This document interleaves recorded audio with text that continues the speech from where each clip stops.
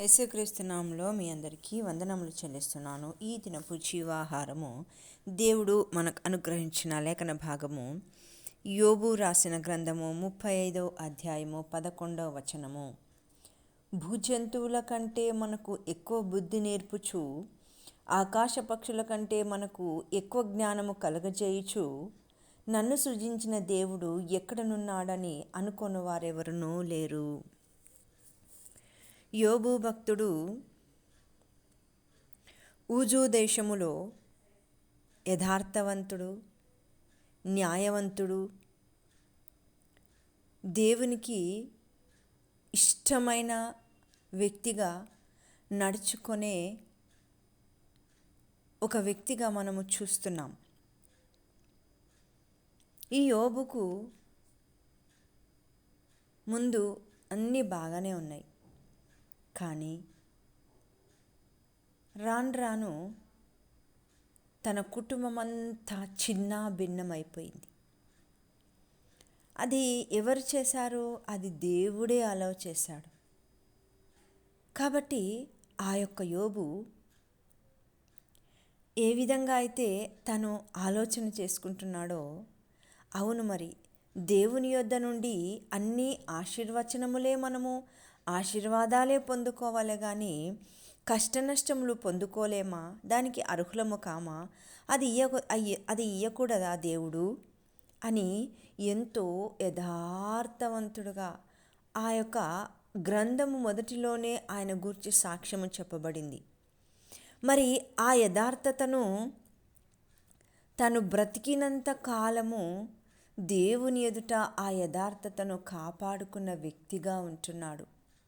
అది కాపాడగలిగిన శక్తి ఎవరికైతే ఉందయ్యా అంటే ఒక యేసుక్రీస్తుకే ఉంది అని ఆయన విశ్వసించాడు. తన భార్య సైతం ఆయనను అసహించుకుంది. ఎందుకయ్యా ఇంకా ఈ దేవుని నమ్ముతావు?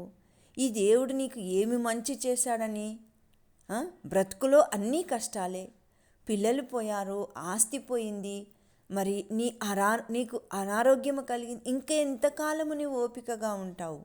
ఇంకా ఎంతకాలం ఆ దేవునికి సమీపముగా ఉంటావు అని ఈవెన్ తన భార్య కూడా తనను అసహించుకునే విధంగా మాట్లాడినప్పటికీ యోబు మాత్రము మూర్ఖురాలు మాట్లాడినట్లుగా మాట్లాడుతున్నవా? మనము ఆశీర్వాదం పొందుకోవడానికేనా? కష్టాలు పొందుకోవడానికి లేవా? బాధలు పొందుకోవడానికి లేవా? మరి అది మనలో భాగము కాదా అని ఆమెతో, నీకు ఇష్టం ఉంటే ఉండు, లేదంటే వెళ్ళిపో, కానీ నా దేవుణ్ణి మాత్రము మారు మాట మాట్లాడొద్దు అని ఆమెతో మాట్లాడిన వ్యక్తిగా ఈ 35వ గ్రంథంలో 11వ వచనములో మాట్లాడుతున్న భూజంతువుల కంటే, అవును మరి దేవుడు మానవాళిని తన స్వరూపముగా నిర్మించుకున్నాడు, తన పోలిక చొప్పున నిర్మించుకున్నాడు.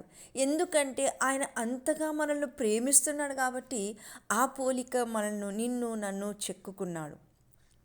శిల్పి ఏ విధంగా అయితే చెక్కుతాడో, మరి ఈ ప్రభువు ఆ యొక్క మట్టి మీద నిన్ను నన్ను చేసి మన నాసికారంధ్రములలో మరి జీవవాయువును ఊదగా మనము జీవాత్మ కలిగిన వారేముగా, జీవము కలిగిన వారేముగా మరి మన తల్లి గర్భంలో మనము రూపింపబడినాము.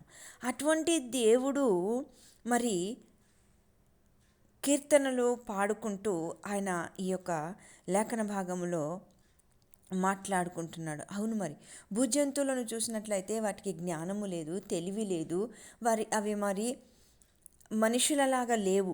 మరి ఆ విధముగా మనకు బుద్ధి నేర్పుచూ ఉన్నాడు మన తండ్రి. ఆకాశ పక్షులు చూడండి, విత్తవు కొయ్యవు, కానీ వాటిని పోషిస్తున్న దేవుడు. మరి వాటిని దేవుని స్వరూపముగా మార్చుకోలేడే? మరి జంతువులు కూడా విత్తవు కొయ్యవు, కానీ వాటిని పోషిస్తున్నాడు దేవుడు. మరి వాటికి కూడా మరి తన రూపం ఇయ్యలేదే? కానీ కేవలము నిన్ను నన్ను ప్రేమిస్తున్నాడు కాబట్టి ఆ యొక్క జీవము కలిగిన దేవుడు, నన్ను సృజించిన దేవుడు ఎక్కువగా నున్నాడని అనుకున్న వారెవరినో లేరు. అవును మరి మనల్ని సృజించిన దేవుడు ఎక్కడున్నాడని ఒక్క నరుడు కూడా ఆలోచన చేయడే? మరి దేవుడు తన స్వరూపములో మనల్ని నిర్మించుకున్నాడని ఒక్క వ్యక్తి కూడా ఆలోచన చేయడే అని ఆ యోబు భక్తుడు ఆయాసము చేత తన యొక్క మాటలను వెళ్ళబుచ్చుతున్నాడు. ప్రియజనమా, వింటున్న ప్రతి బిడ్డ, అవును మరి జంతువులకు లేని ప్రత్యేకత, పక్షులకు లేని ప్రత్యేకత మరి నీకు నాకు ఇచ్చినాడమ్మా. ఆ ప్రత్యేకతను కోల్పోయి దేవునికి అయిష్టమైన జీవితం జీవిస్తూ దేవునికి వ్యతిరేకంగా పోరాడుతూ మరి సాతానుతో కుమ్మక్కై ఆ దేవుని ఒక మన అడుగుజాడల నుంచి మనం తప్పిపోయినట్లయితే ఏ మేలు పొందుకోము ప్రియ బిడ్డలారా. మరి మేలును పొందుకోవాలి మనం అంటే ఆ యొక్క దేవుణ్ణి మనం అనుసరించాలి, ఆ దేవునితో మనం సహవాసం చేయాలి, ఆ దేవునితో మనము నడుచుకోవాలి. ఆయన రెక్కల నీడ కింద మనకు ఆశ్రయం కలగజేసే దేవుడు ఉన్నాడు. మరి ఆయన కట్టడలను, ఆయన ఆజ్ఞలను అనుసరించి నడుచుకోమంటున్నాడు. అంతే. మనం మోయలేనంత భారాన్ని అయితే ఆయన మోయలేడు. మన పాప భారాన్ని, మన యొక్క శాప భారాన్ని ఆయన మోసుకొని మరి నిన్ను నన్ను మోసుకొని ఆ యొక్క దేవుడు నీ కొరకు నా కొరకు మానవావతారం ఎత్తి పుట్టాడు. ఆయన పుట్టుక ఒక విచిత్రమైనది, ఆయన పుట్టుక ఒక ఆశ్చర్యమైనది, ఆయన మరణము కూడా ఒక ఆశ్చర్యమైనదే. ప్రియబిడ్డలారా, పాపం పోవాలంటే ఒక పవిత్రుని యొక్క రక్తము చిందింపబడితేనే కానీ పాపము పోదుమా. మరి ఆ పాపము ఎవరయ్యా చిందించిండ్రు? ఆ పాపము నిమిత్తము ఎవరయ్యా రక్తము చిందించినారంటే ఆ యేసుక్రీస్తు తప్ప ఈ లోకములో ఎవ్వరూ లేరు. కోటాను కోట్ల దూతలు ఉన్నారు. ఆ కోటాను కోట్ల సృష్టిని పూజించేవారున్నారు.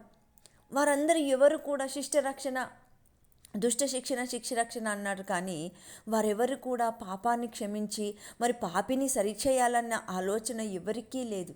మరి ఆ పాపముకు మరి పరిహారము కూడా ఒక పవిత్రుడై ఉండాలి, ఒక పరిశుద్ధుడై ఉండాలి, నిష్కలంకుడై ఉండాలి. అప్పుడే ఆ పాపం పరిహరింపబడుతుంది, లేదంటే ఆ పాపం పరిహరింపబడది.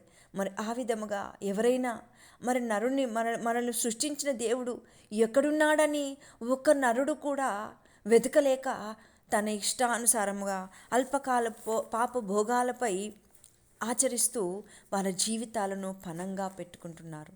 ప్రియబిడ్డలారా, మన కొరకు, నీ కొరకు, నా కొరకు ప్రాణాన్ని త్యాగమిచ్చి నిన్ను నన్ను శాపము నుంచి, దుర్మార్గత నుంచి, వ్యభిచారము నుంచి, మనం పనికిరాని పరిస్థితుల్లో ఉన్నప్పటి క్రియల నుంచి నిన్ను నన్ను కాపాడినాడంటే ఆ పరిశుద్ధ రక్తం చిందింపబడినందువలనే. ప్రియబిడ్డలారా, మరి ఆ పరిశుద్ధ రక్తము చేత, మరి చిందింపబడిన రక్తము చేత నిన్ను నన్ను కొన్నాడు. కాబట్టి మనమందరము ఆయనను వెదికే విధముగా, ఆయనను అనుసరించే విధముగా, నా పాపముల నిమిత్తం పరిహారము నొందిన దేవుడు మనకున్నాడని, ఆకాశమందు దేవుడు తప్ప మనకెవరు లేరని మనము ఆ యొక్క దేవునికి దగ్గరగా జీవించే కృప దేవుడు మనకు అనుగ్రహించును గాక. ఆమెన్. కృపగల దేవా, కనికరించండి, కృప చూపించండి, సహాయం దయచేయండి నా ప్రభా. జంతువులకు లేని భాగ్యమును, పక్షులకు లేని భాగ్యమును ప్రభా ఈ నరావతారికి అయా, ఈ నరుణ్ణి సృష్టించి నా ప్రభా నరునికిచ్చావయ్యా. ఆ యొక్క నా ప్రభా ఆ నరుణ్ణి నీ రూపములో చేసుకొని ప్రభా అయా నా ప్రభ నీకు స్తోత్రం. మా నిమిత్తమైన ఆయన మా పాపాన్ని, మా దోషాన్ని మమ్మల్ని క్షమించి మా యొక్క పేర్లను మీ జీవగ్రంథంలో రాయించుకోవాలని తండ్రి. అయ్యా నా ప్రభ అయా, ఈ యొక్క భూలోకములనికి దిగి వచ్చి నరావతారిగా మీరు నాయన అయా నా తండ్రి మాతో ఉండి నా ప్రభ మా పాపములను అవన్నీ సహించి మమ్మల్ని నూతనముగా జన్మింపజేసి అయా నా ప్రభ మమ్మల్ని పరలోక రాజ్యానికి చేరడానికి నీవు బలి అయినావు ప్రభ. ఆ బలి అయిన దేవుడు ఎవరని ప్రతి ఒక్క నరుడు వెతుకున్నట్లు నీ కృప నాకు అనుగ్రహించమని, వింటున్న ప్రతి బిడ్డ నాయన నీ కృప కలిగి జీవించుకునే కృప మాకు అందరికీ దయచేయమని ప్రభుని ప్రేరణ పరిశుద్ధ నామమున పెట్టి వేడుకున్నాం తండ్రి. ఆమెన్.